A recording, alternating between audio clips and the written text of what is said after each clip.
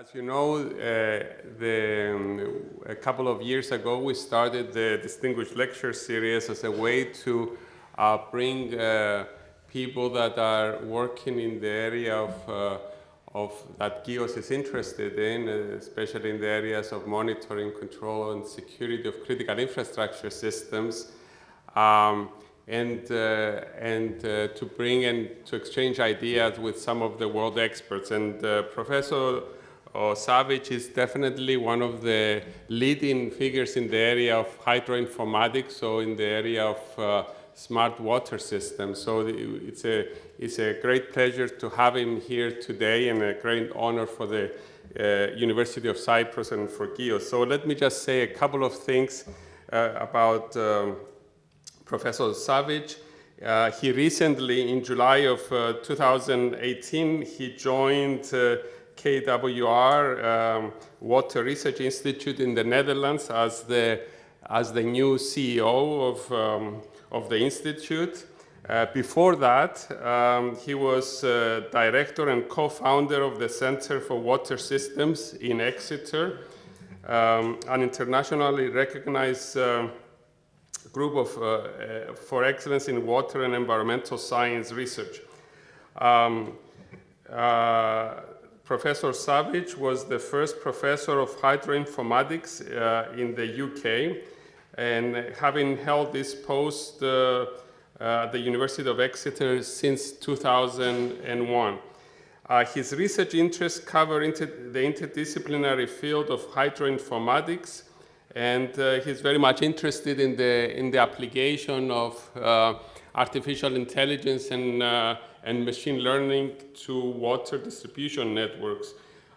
His recent work was concentrated on the theoretical development and application of artificial intelligence methods that have been applied to many fields in environmental science and engineering. And today's talk is entitled Smart Water Systems, Reality or a Pipe Dream. So we're very looking forward to it. Thank you, Dragan.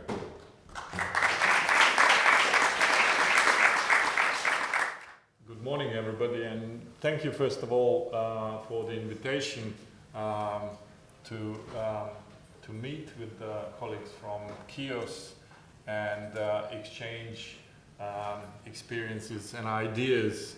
We're always thinking about what is next in our research, and particularly in water systems. So this is the question for this lecture today. So, and what does kind of prompt the question? Well, this is the Google car. This is the one that goes around, and it's autonomous.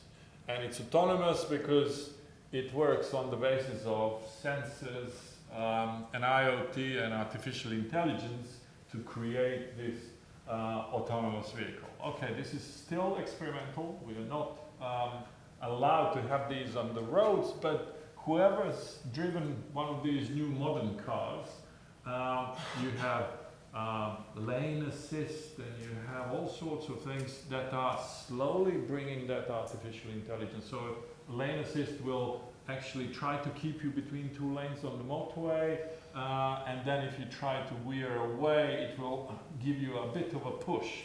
And there is an artificial intelligence methodology and software behind it. So we accept that's something that is achievable. And then I haven't been to a proper airplane cockpit, but I was told this is how it looks like. And again, you've heard of autopilots, sensors, artificial intelligence, software, actuators, you get autopilot. So that's my question. Why cannot we have sensors, smart metering, IoT, artificial intelligence, working towards autonomous, secure, and smart water systems? So that was the basic question for today. Can we have that, or it's just a pipe dream, the expression that says, it will never happen? Okay, very briefly, this is the institute that I work for. The key point there, our key motto is bridging science to practice. So we work with Dutch and international water utilities with long history of research being done through this organization since 1948. And very briefly, this graph represents that in 2018 we've grown up to about 180 people. Very proud of the number of international people in that organization. Now we have 27 of those, 66 ladies and a bit more male colleagues. Again, we're looking for the gender balance as much as possible. You can see we have 6 professors employed, and out of the number of about 180 people, 133 are researchers. And we publish papers. So you can see the white circle there, 74 specialized articles in 2018, and then peer-reviewed articles, 86. And you know, we publish many more reports, like 240 in a year, that goes to water industry and to our clients, and these are the growth of citations over the years. So that just gives you an idea where some of the interesting stuff that I'm going to show you comes from. And this is just something to show where we focus our research on health, on enabling technologies, which smart stuff is in there, sustainable water cycle, society, and thinking ahead. Long-term developments in the area of water and environment. So when we talk about smart water, not many have heard of smart water, have you? But you have heard of smart cities, and this is now a great idea. How do we get to more sustainable, more equitable cities, and the technology is going to help us in doing that. So this particular one in Songdo in South Korea, where it was built from scratch. 500 tons of sand was brought in that area to create the land where they're going to build it. And, you know, cutting edge public transport, efficient infrastructure, and they allocated 40% to green spaces. Sounds good. That's what people think smart cities are. This is another one, and it's Rio de Janeiro in Brazil. And IBM came there with the municipality or organization within the city to create, to pull all the services in one information hub. So they can get weather prediction, they can get weather information, they can have parking information, all sorts of things. 30 different departments put the data into one hub, into a control room. And web access for all the citizens in the city. And then another smart city, or what people call smart these days, Barcelona. Barcelona is one of the examples everybody is using these days of a smart, interconnected city. They want to call it the most wired city in the world. So you can have smart parking in your car, you can find out where the free parking spaces are, not to drive to a part of the city where those are for. Smart street lighting, so lots of different things there. So I'm giving you examples of what is considered smart these days. This morning I just googled smart city and I've got about 4 million hits. So that gives you an idea how interesting it is. And if you do word cloud of all the stuff that appears in the smart city, so you can see how many frequency of appearance of the word, you will find out that water is somewhere there. Can anybody see? But you know, water is very small. Why is that? Why is that? Everybody, when they talk about smart city, they talk about transport, they talk about the internet, IoT, energy, but water is hidden. Many reasons for that. One is, as they say, out of sight, out of mind. Water pipes are in the ground. We open the tap. In most of our cities here in Cyprus and in the Netherlands and in the UK, you open the tap, water comes out. Why would I worry about water? The key is that it's a very complex system. In the UK, we have over 360,000 kilometers of pipes. That's more than motorways and A-level roads. The first two level of roads in the entire country of 65 million. So more water pipes than roads.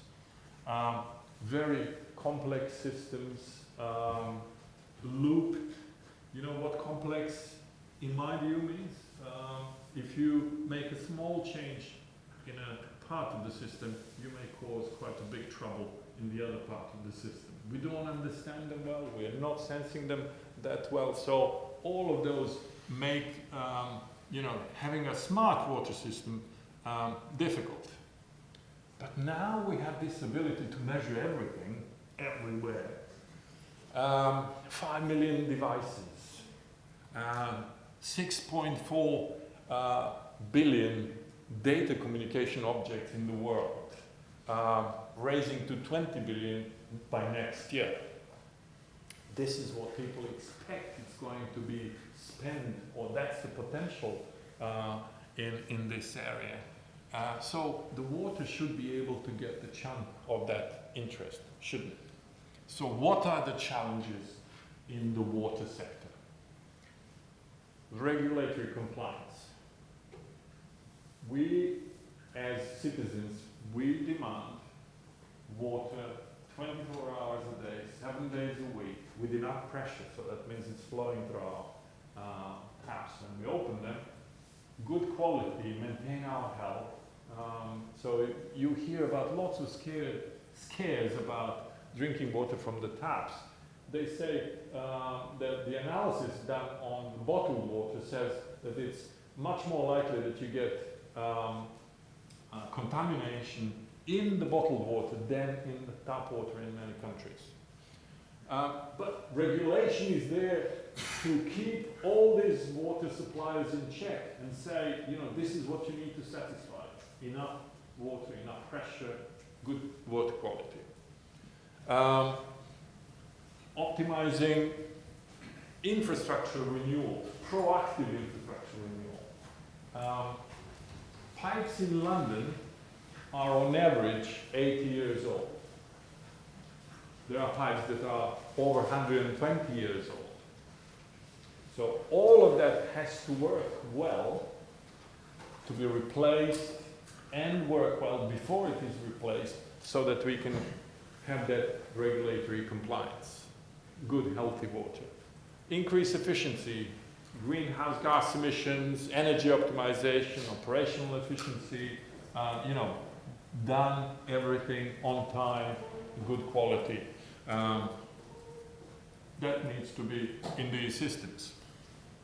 We need to improve decision making. Where are we going to intervene next? What are we going to replace next? How do we expand our system so they provide the same or better service in the future, next 50 years? Strategy. What is our strategy within the system? Are we going to, what we have now is a centralized system. We all get the same water from the same supplier, if we are in the same city, obviously. What if I want to have my own supplier? If I want to dig a well, or few of us decide to do it together. So you have centralized or decentralized. So there is more move that we cannot, the world cannot afford to do these centralized, very expensive systems. 360,000 kilometers, remember. So that costs quite a lot of money. In the Netherlands, that is 3 times less, 120,000 kilometers of pipes, but still huge sums of money invested in. User satisfaction and agreement, that's becoming really very important. People are being asked to use less water because there isn't enough water in many places with climate change, hotter summers, drought in Europe last 2 summers. So people are asked to use less water. And then they say, yeah, we are asked to use less water and you're losing 5, 10, 15, 20% of the water before it comes to us. So who's going to go first? This is the situation in Thames water in London.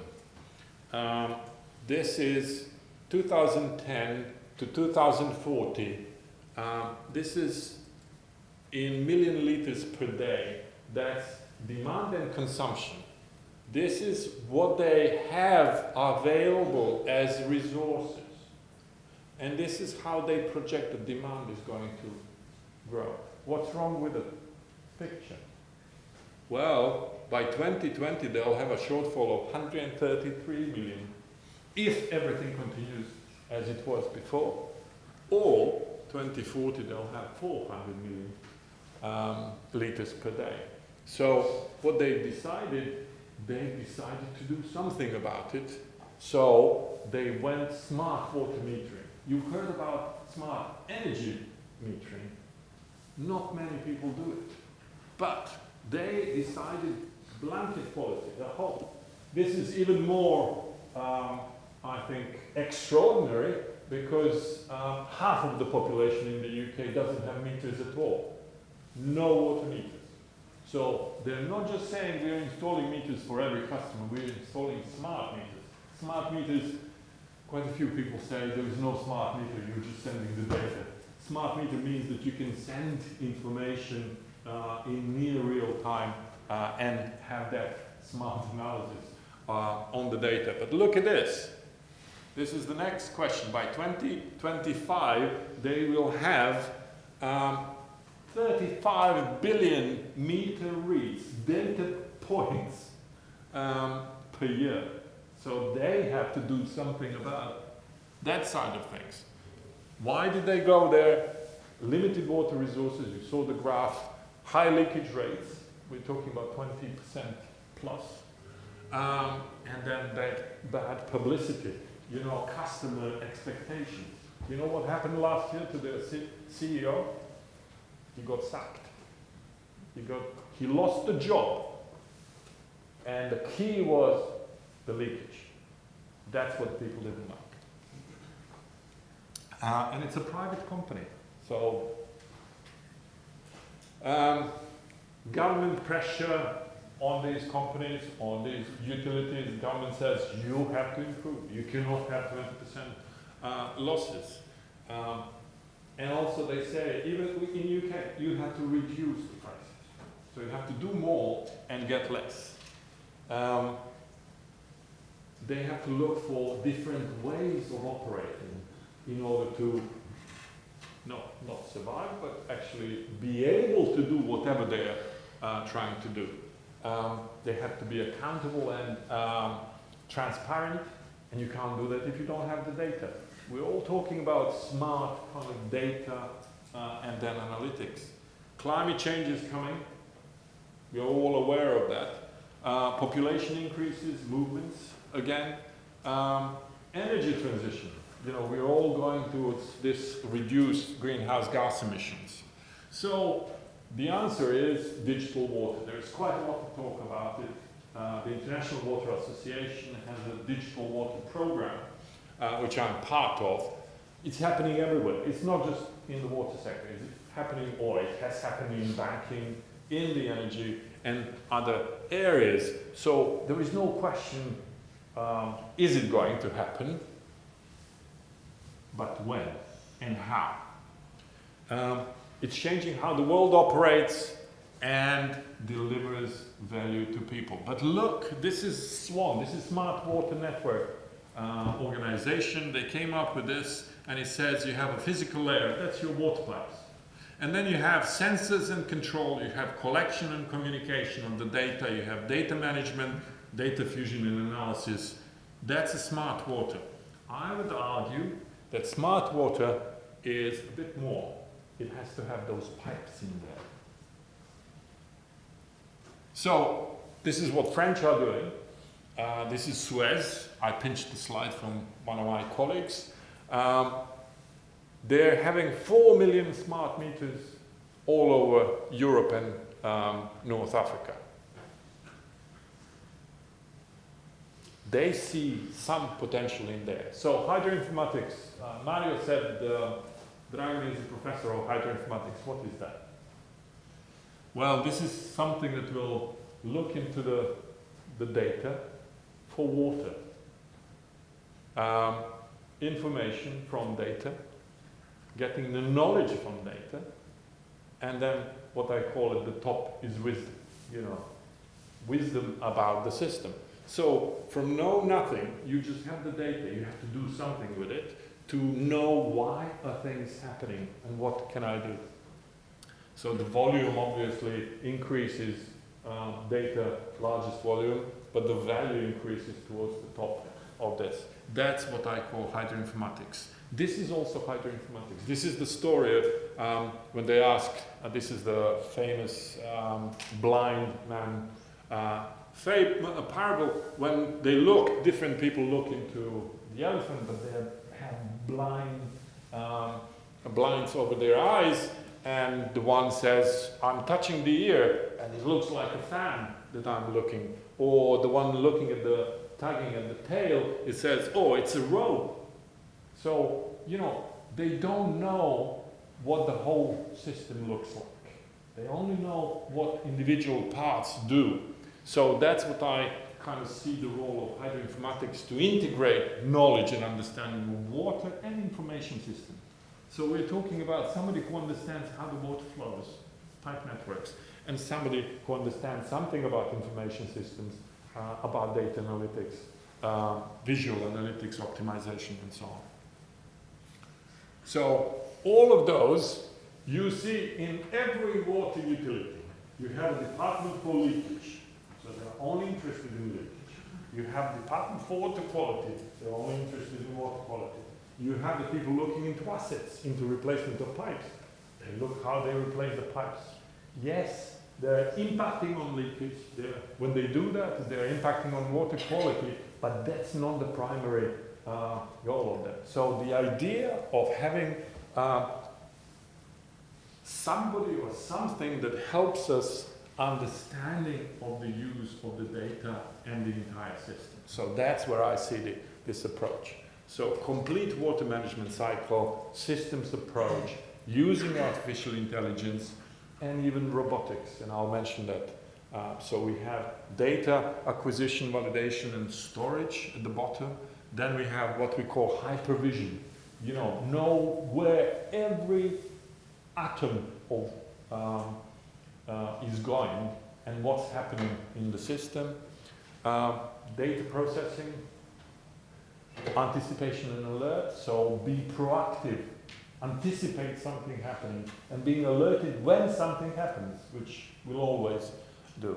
Real-time control, but don't forget long-term sustainability.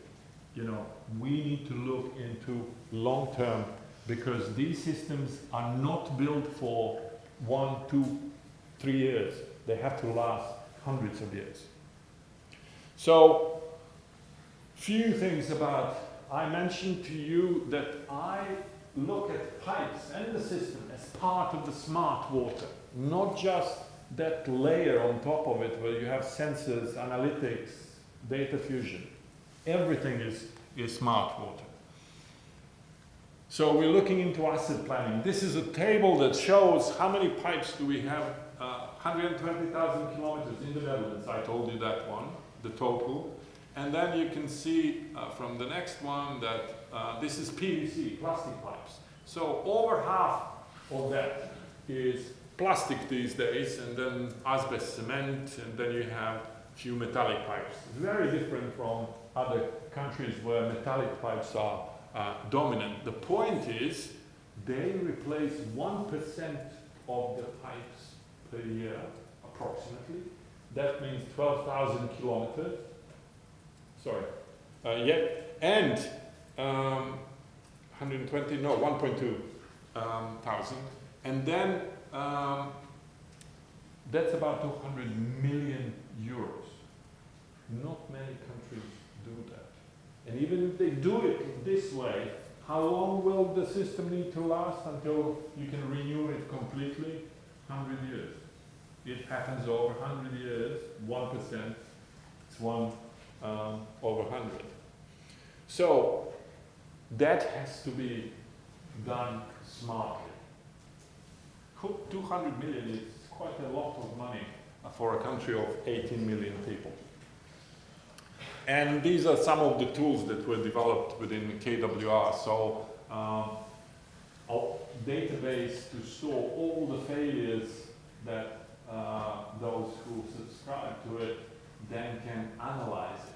Because there is a greatest advantage of pooling the data. More data you have, the better results are.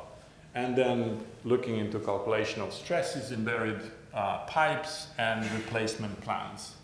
But the key here is smart by design. And again, you know, you can design a very nice system, but it's not suited to the sensors that you have.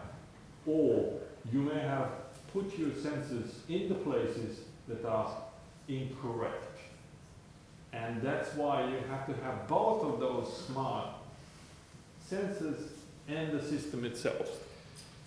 They have to evolve in the same direction. The Dutch and the people from KWR have devised this system, which is very different from quite a few countries. In most of our countries, we like to have these networks that have not just branches, but also these loops. Why? Because if one pipe is out of action, for whatever reason, then you can supply water from the other side. So that's basically resilience of the system. So the Dutch have done that divided the system into primary and secondary. So primary and secondary are looped, and the tertiary is then branched. And that works really well. And if you tell anybody else branch system in water distribution, they'll say, no. If that breaks, but that only happens in the streets. So individual streets, everything else is looped. So that's what we call smart by design. And this is an example where in one of the water companies, Brabant Water in the Netherlands, they've done quite a few of these designs, blueprints that they design for future, for 30 years ahead. And then they decide how do they get flexibly to that future. Use optimization. How to put water quality sensors. For example, we have detection likelihood of water quality pollution incidents, and we have the cost euro per kilometer per year. So if this is the curve for existing locations, when you optimize it, you should get better situation. So detection of likelihood is higher, or here. So you get, for the same cost, you get more detected. Division into areas which you can control better. If you, district metering areas are the subdivisions of the network where you can either close them off and only have one pipe coming in with a meter, with what you can measure it's coming in, or you don't have to. In the Netherlands, they developed them by developing meters in input pipes. So you measure what's coming into an area. So these colors here represent an optimized DMA. This also an optimized DMA that is separated just by water meters. And Gondwana is then an optimization tool that we use for long-term projections and also for this subdivision. The only thing is, these tools require that we know what the demand 30 years ahead is. And if you believe in your predictions, yes, that's great, but there is quite a lot of uncertainty about that. I was mentioning to colleagues, when the Berlin Wall came down, some of the countries that were called socialist countries and had water free, or it was part of the social deal, they started paying for water because their water companies were either privatized or made to be financially independent. When people started paying for water, they started caring for water, so they were using less. What happens? The systems that they were developing, because they expected the demand is going to grow all the way, the demand went down, so you have two big pipes in the system. The water stays longer in the system because it's not used by the people, and then the water quality deteriorates. So that long-term uncertainty is quite important. And we're also developing inspection robots to go underground, because all our pipes are underground, most of them, and very difficult to inspect, very difficult to know what's happening with it. So that was smart by design. That was what we do with pipes. Smart analytics, it's kind of next level of smartness in a water distribution system, for example. So we're looking into water losses. This is some work that we've been doing at the University of Exeter, where we're looking into early warning systems for pipe breaks. So what do you have? You have a system here. This is a system with a number of DMAs. So each of those areas with the number there represents a DMA. Each and every DMA has a meter bringing the water in, so measuring the water that comes into that area, and that was a smart meter that sends information of the flows into the DMA every half an hour, but measure it every 15 minutes. So you get 2 readings every time sent to the central room. So you have a large number of sensors, you have complex network operation, and you have one person in the control room. That's one guy or girl looking into the screen and looking into 2,000 DMAs. Would they be able to do the job without automation? Very difficult, unless they're only reacting to what's happening. So we need data-driven alarm generation, but this is what happens with the data. Top left, you've got the signal here over time. This is time, this is the signal level, and then suddenly signal goes down and something happens to it. So we probably have instrument failure there. So that's what happens, some of those 2,000. Then you have something like this, you know, instantaneous drop, and then it comes back and it works. So there is a problem for automation, because this is not the person looking at it. This will be an algorithm. Then you have a situation like this. Oh, I'm falling down. Sensor drift. Again, these sensors work in difficult environments. Okay, this is clean water, but imagine sensors in the wastewater as well. And, you know, something like this. You have sensor data here and here. What happened in the meantime? Nobody knows, unless you go and actually check what's happening. So, early warning system, how do we detect these things? You can have data-driven and model-based. So you can have a physical model, estimate parameters, do inverse analysis, state observation, or you can do data-driven. And I will show you something that used a data-driven approach here, artificial intelligence, with something that resembles genetic programming, basically a program that can create itself. So we had a case study in a real system, and what we did was we opened the hydrant during the night and let the water flow out as a test, because that's the only way we know we simulate water loss in a system. We know how long it was, we know how much flow was going through the hydrant, so can we detect it and recreate it using automated tools? We measured the flow in and the pressure, and this shows the time, 24 hours a day, from 5 in the afternoon one day till 4 the next day. And based on the history, this is how the model works. So you get the average here of the historical information. You have some statistical bounds there, and different colors represent different decisions or suggestions of the, when the demand is within the bounds, it's normal. When it's below normal, yeah, it's not a big deal, is it? It's above normal, but it's still within the bounds, and then when it goes out the bounds, then you have suspected anomaly. I don't know whether somebody is actually filling a swimming pool or there is a big leak, but I know that there is anomaly there, and it can be detected automatically.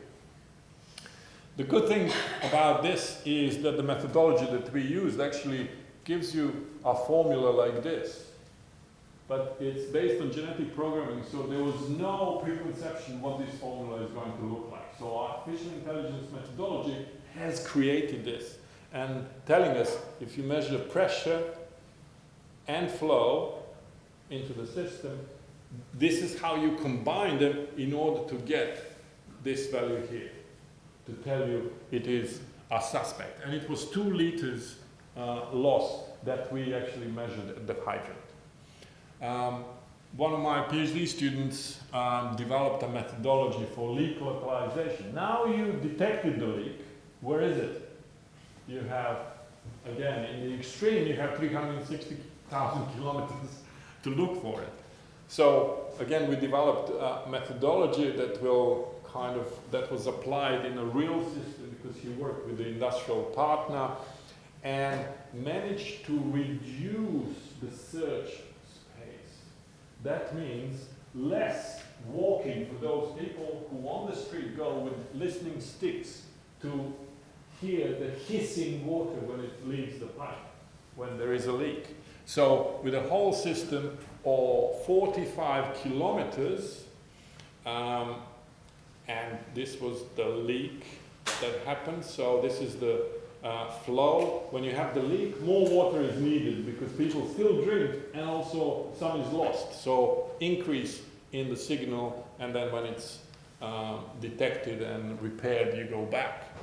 So he managed to reduce from the whole of the region, and this is the simplified map, to this search area. This was where the real leak was, and this is where he predicted it to be. Why was I talking about the leaks? This is the situation with the UK. Basically, we lose millions of liters per day, which is about over 3,000 million liters per day. 20% on average. So imagine any industry, car manufacturing, Mercedes, lots of taxis here are Mercedes. So imagine Mercedes produce 100 cars a day, and then before they sell them, they squash 20 of them. That's what's happening with water, because water is manufactured product. That drinking water, it's abstracted, it's treated, cleaned, it's being pumped, delivered. Some countries put chlorine and other chemicals to keep it healthy. So it is very important to understand that it's not the water that is replenishing the groundwater that goes out of leaks, but it's also something that you paid for. And this is the situation with the Netherlands. The different units are million meter cubed per year in this case. And again, the average for the whole country is about between 4 and 6%.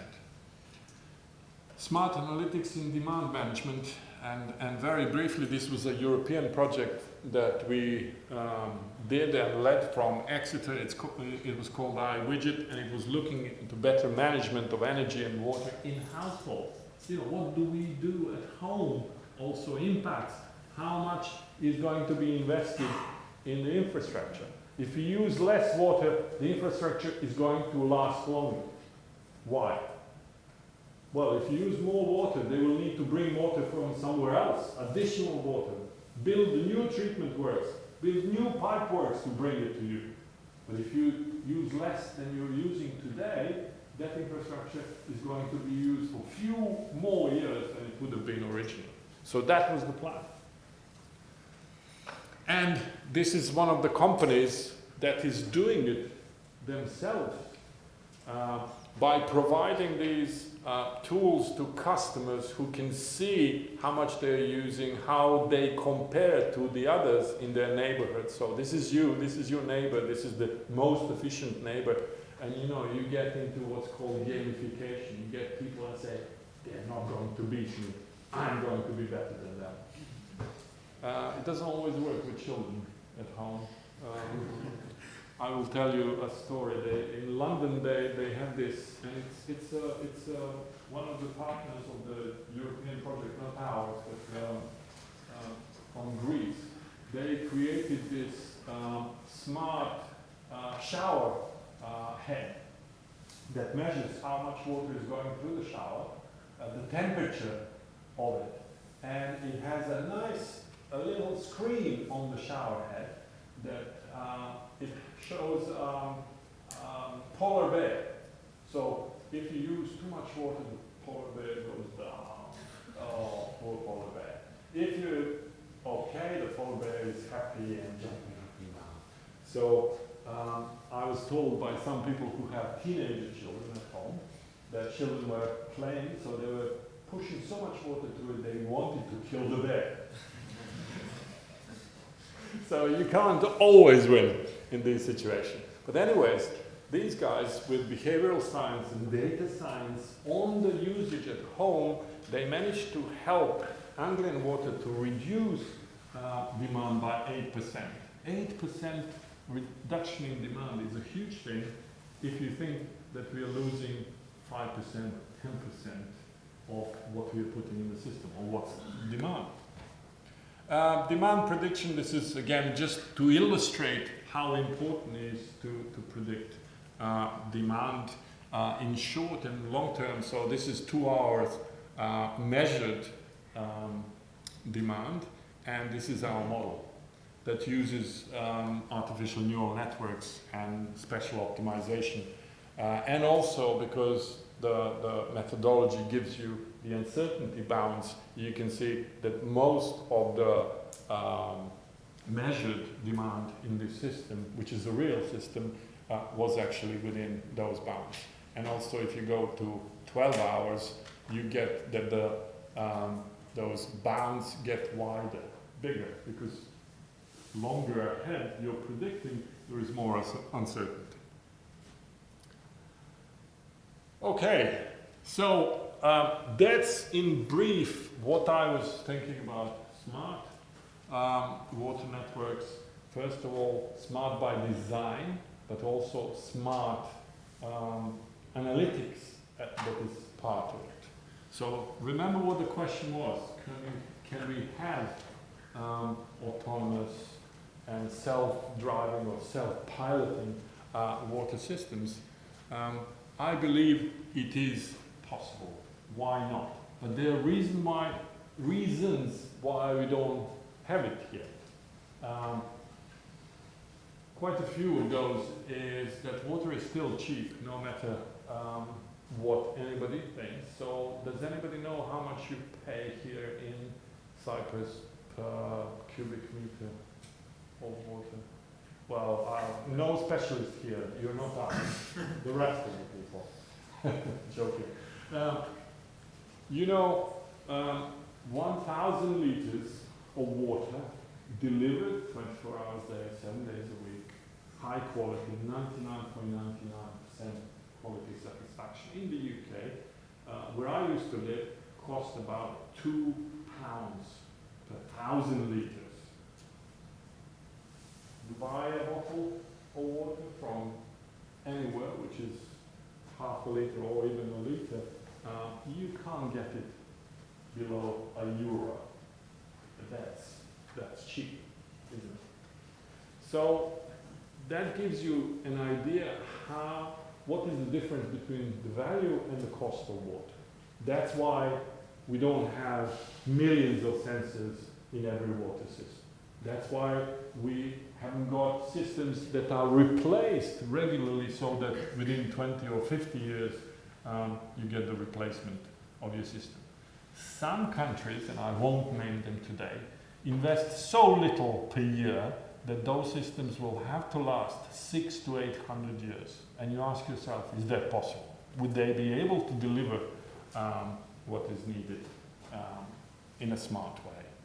So when I say why not, I'm still aware that we are not there yet, or not close enough yet.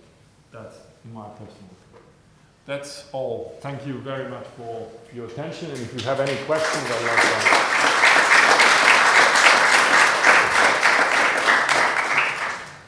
Thank you, Dragan. Very exciting presentation. Do you have some questions? So what is the cost of water in? It depends on the city, but it's less than €1. Less than €1. Especially here in the lowest. For 1,000 liters.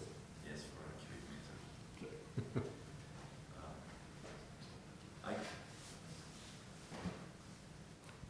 So thanks. It was really interesting, and I think you gave us a vision that actually I think it's also aligned with a lot of things that we are doing here at KIOS, also in our group, but also in other groups working on other type of infrastructures, because I think some of the challenges are very similar.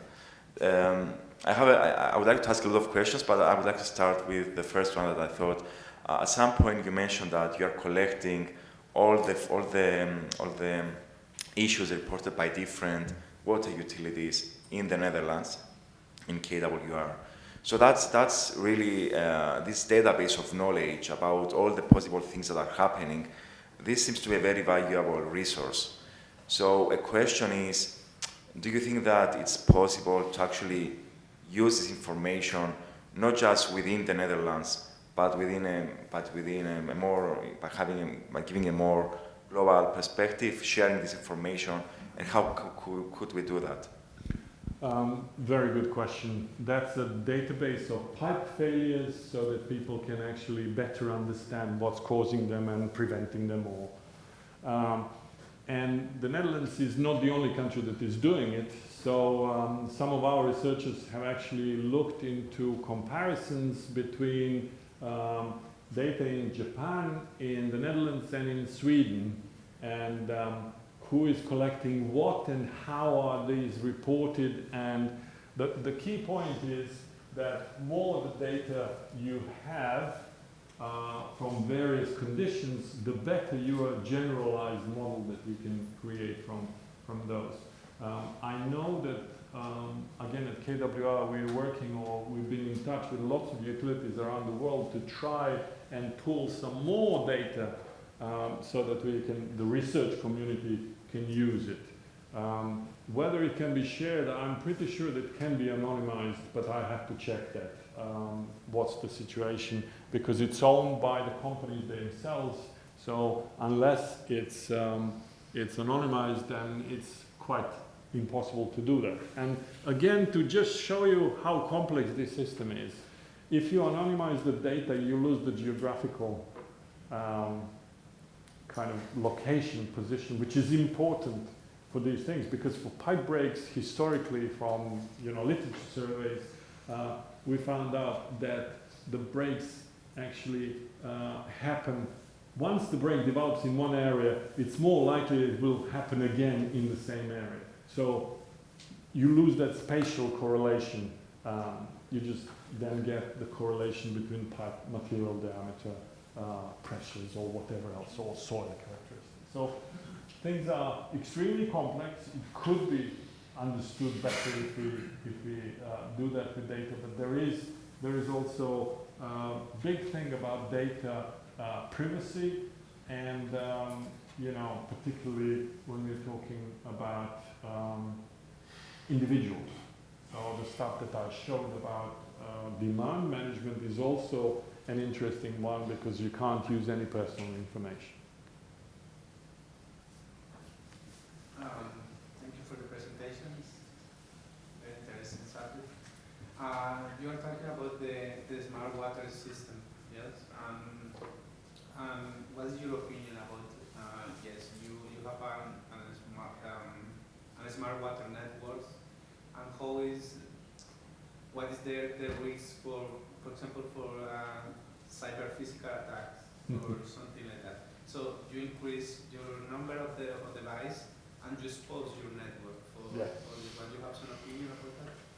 Yes, like with everything, there's always advantages and disadvantages. You know, we talk about internet and what it's brought to the world, and then on the other hand, you get the situation that we have breaches of individual rights by somebody putting photographs or whatever information there. So the same thing with water systems. If you have the physical layer, which are the pipes and the infrastructure, and if you have that cyber layer, IoT, sensors, transmission of information, storage of information, then there is this problem of potential cyber attacks.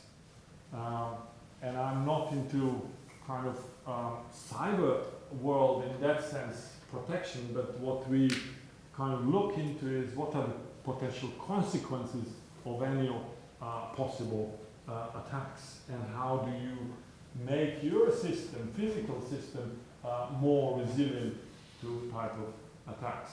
But you know, like with anything, you give people something and somebody will find a way to abuse, and that's what happens with cyber attacks. Or it could be that another system's failure, connected systems failure, the complexity is these systems do not work on their own. If you don't have electricity, there is no pumping. So the water doesn't move. Okay, you can have a diesel generator, but that's only short term. So I know of an event where the internet was down. So internet provider lost his system for a few hours, and the water company for 2 hours didn't know what was happening to their reservoirs, pumps, because lots of them are now unmanned. No person there, you have a link and getting the real-time information. So yes, that's either intentional or unintentional, but cybersecurity is very important as well. Any other questions? Thank you for the presentation. So my question is about the replacement of pipes. So I guess the way the utilities are currently doing it is based, like mainly on the age of the pipes, right? So I guess they tend to replace the oldest pipes first. I was wondering if there are like currently any methodologies or even like commercial tools that utilities could use, for instance, to consider also other factors that may, for example, speed up, like the aging, or the degradation, let's say, of the pipe. For example, the soil where the pipes are installed, or maybe the road traffic on the above road transportation networks and things like that. Yes, an excellent question. There's been quite a lot of research in the past, maybe late 90s. The late 90s, there was lots of research in the EU on pipe deterioration and asset management, and there were lots of models that they're linking this model that used pipe breaks and deterioration of pipes to optimize decisions on replacement based on performance of the network. Because you see, the network may deteriorate, that's an additional complexity. So the network physically becomes less strong, if you want, structurally, but it's not broken, and the performance is still okay. And then suddenly something goes down, and then the performance goes down. So linking the performance to deterioration to cost is what those models. We've done a couple of projects at Exeter in the 1990s, and interestingly enough, there was a spin-out that use our models to sell that type of service to the industry. And it's not the only one. There are several of these professional models out there. The thing is, linking operational and long-term strategy is difficult. These usually work on a shorter time scale, like few years, 5 years. But I haven't seen applications where the utilities were looking 50 years ahead or 100 years ahead, unless it's this master planning when you're thinking about where the main pipes are going if my demand grows 50%. So still gap there in the research, but individuals have addressed several of those stages of decision making for better replacement than just based on age. You know that in England they dug up a pipe that was working. They didn't know they had it around Manchester that was wooden. So a trunk, that's how they used to be. A tree trunk, this big, this small hole through it, drilled all the way because of the pressure, otherwise it would split. And because they were doing the work, they decided we were going to replace the wooden pipe, and it was working. So it gives you an idea that the age and material doesn't always indicate the quality of the service provided by it. Okay. Anything else? And then one there. Do you have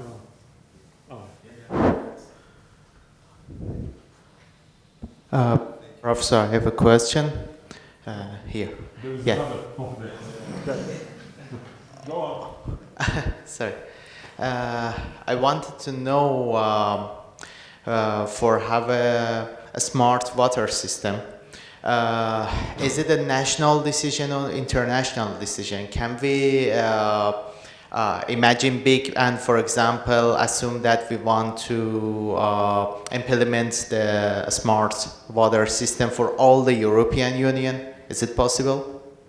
Well, you were probably asking a question about the governance here, because different countries have different models of governance.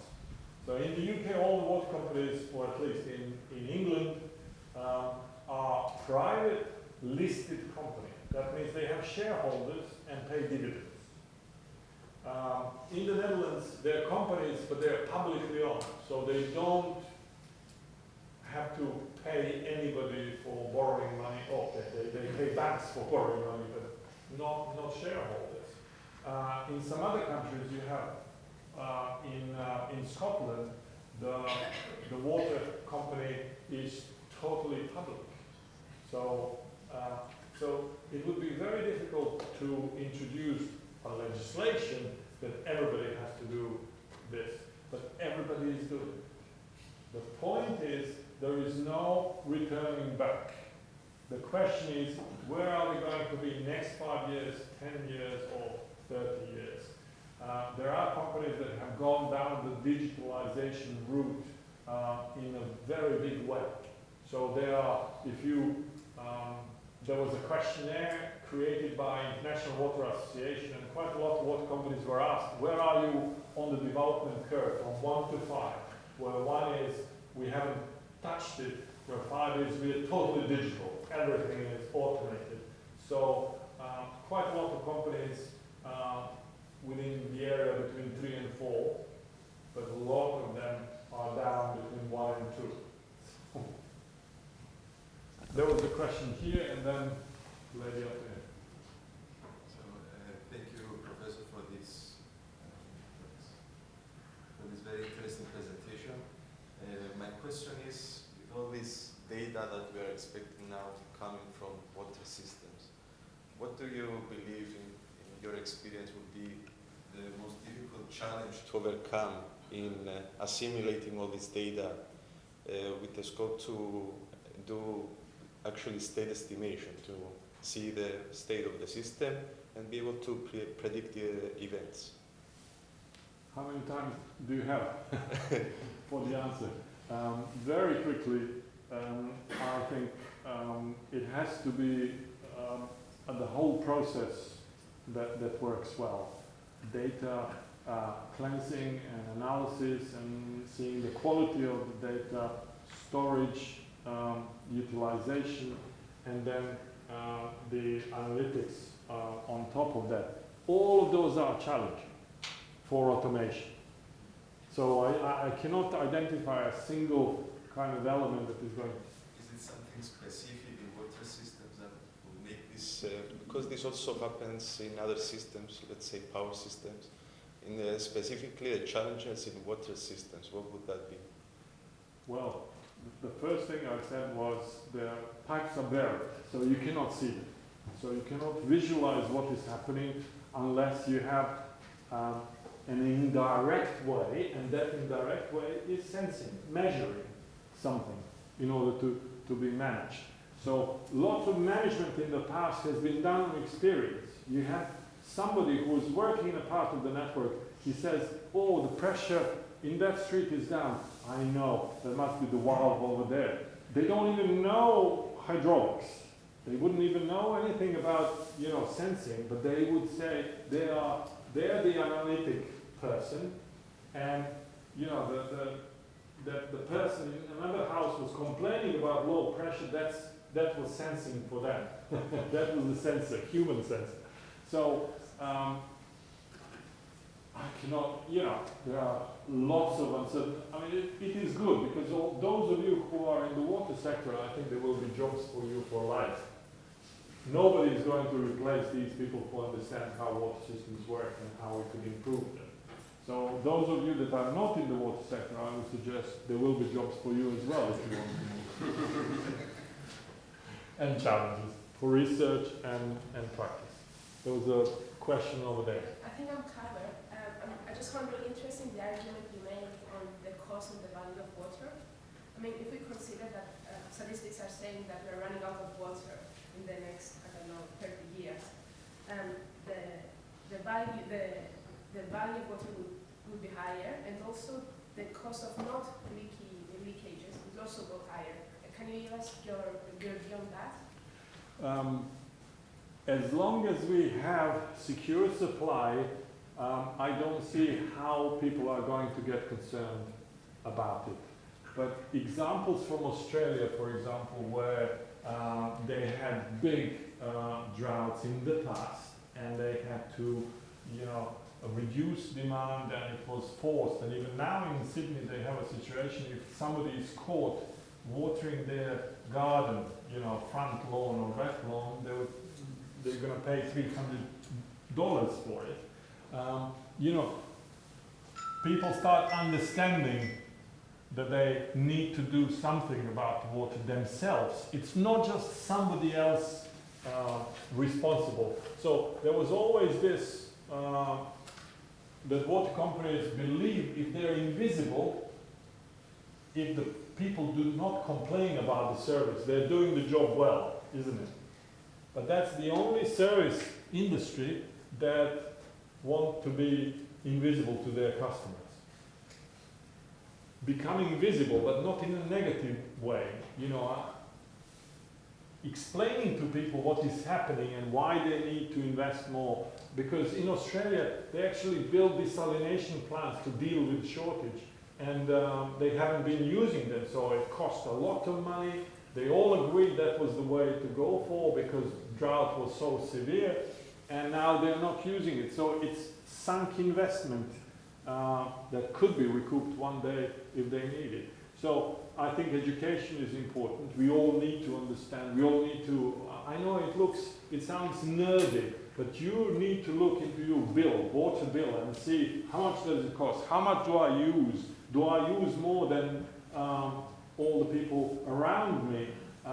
What is happening in the water system?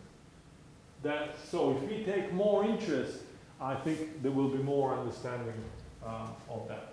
Does that answer? Yeah, of course. And what smart water systems could tolerate and manage the loading of, I mean, the systems could decide how much water to give and to what people. Yeah. The systems can actually help us better understand what we just talked. If you had an app that tells you what is the situation in water supply system, how much are you using. For example, you had an app that's telling you, oh, you were using water in the middle of the night. And you say, no, I wasn't. So that means I have a leak somewhere in the house. The water is constantly flowing. And it's usually the toilet, you know, that's overflowing. But that's what we need to understand. Okay? Okay. Well, thank you very much, Dragan. This was a very interesting lecture, and as you can see, there's a lot of interest at KIOS, and we look forward to working with you on the vision for the smart water systems and to collaborate with you. So thank you very much. Thank you, everyone.